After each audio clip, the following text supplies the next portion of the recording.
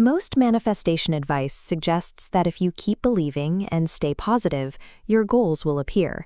But it can be agonizing to keep up with the visualizations and journaling while the reality of your daily life remains exactly the same. When you put in the effort and see no movement, it is easy to start doubting the process. You start wondering if you've made a mistake, if you're somehow blocked, or if you simply missed the opportunity. If you feel stuck, it usually isn't a sign that the process has failed. It often means the external conditions for your goal are still coordinating with your internal state. By the end of this video, we are going to isolate the specific area where that coordination is stalling, so you can build a concrete plan to move forward.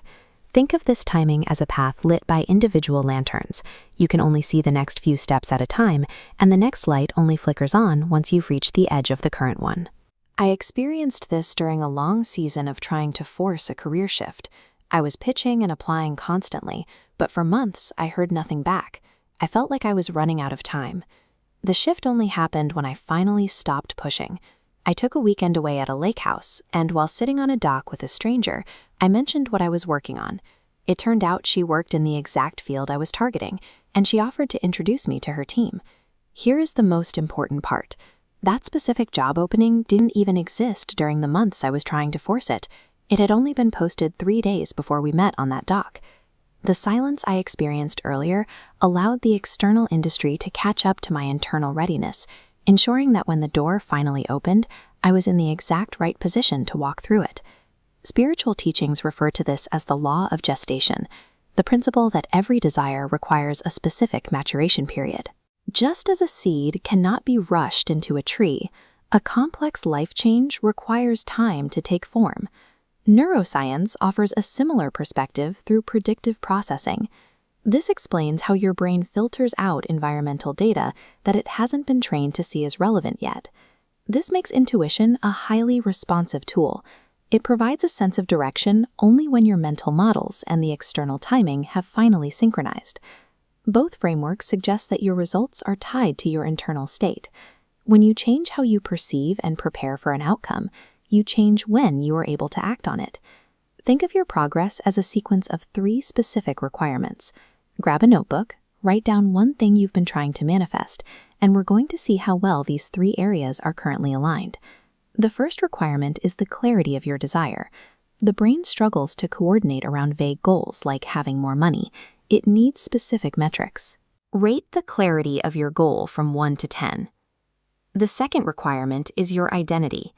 There is often a gap between wanting a new reality and still seeing yourself as the person who struggles to reach it.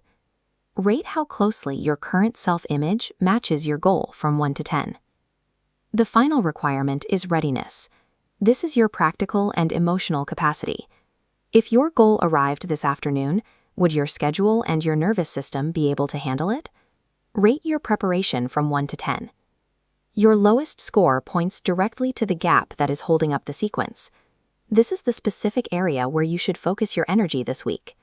Instead of waiting for things to change, you can now use that low score to build a targeted 7-day action plan. If you scored low on desire, your plan is to define the exact numbers or metrics for your goal and read that description out loud every morning.